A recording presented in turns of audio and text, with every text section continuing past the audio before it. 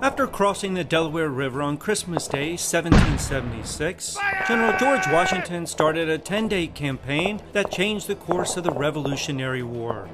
We whooped the Hessian garrison on December 26 in a post-Christmas surprise attack on Trenton. The captured supplies and food at Trenton enabled us to keep the momentum going.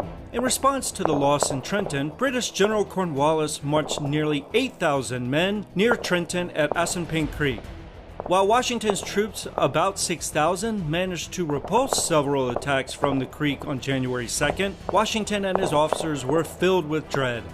Cornwallis was likely to deliver the final blow on January 3rd with his reinforcements from Princeton. I decided that we had to take drastic measures, otherwise we were doomed with Cornwallis on our heels. Our bold and dangerous plan included marching secretly up a small road to Princeton on the night of January 2nd to attack the British positions in Princeton at dawn on January 3rd. It was critical we weren't detected by Cornwallis's troops. We weren't too excited about this night march, but guess we didn't have much choice. We would have faced a full assault by Cornwallis the next day. In fact, I kept behind about 500 men to tend to the campfires, which tricked Cornwallis's troops into thinking that we were digging in for a battle the next day at Assunpink Creek. And it worked. The Brits only figured it out the next morning when we were well on our way to Princeton.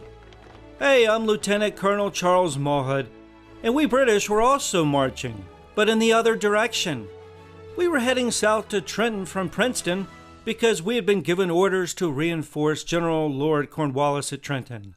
Lo and behold, as we marched south, I saw that General Washington's Continental Army getting closer to the Princeton garrison. What in the world? They were supposed to be in Trenton. We were 1 mile south of Princeton when we spotted the British troops.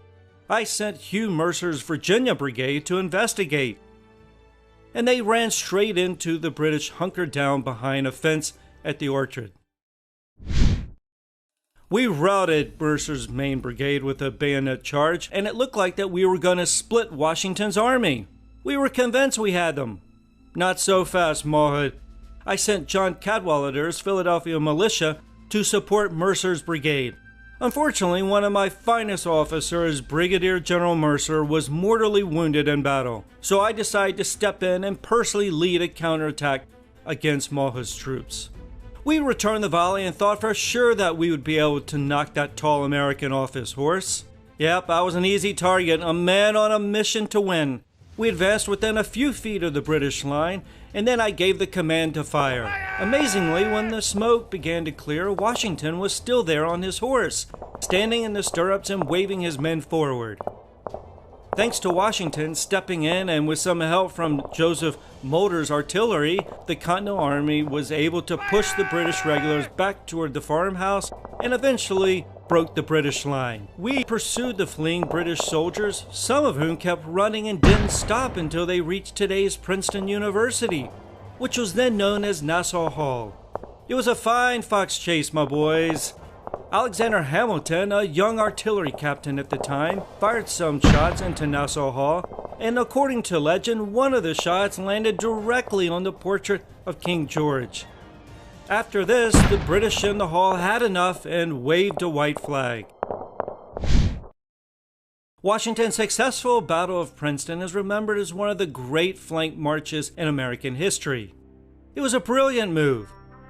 He avoided a retreat because he went on the offensive by attacking Princeton. After the battle, Cornwallis abandoned many of his posts in New Jersey and ordered his army to retreat to New Brunswick, and Washington moved his troops to Morristown, New Jersey. And that ended the Battle of Princeton, an incredible victory for the ragtag bunch of American patriots who weren't supposed to be able to stand up to the British regulars in pitched battle.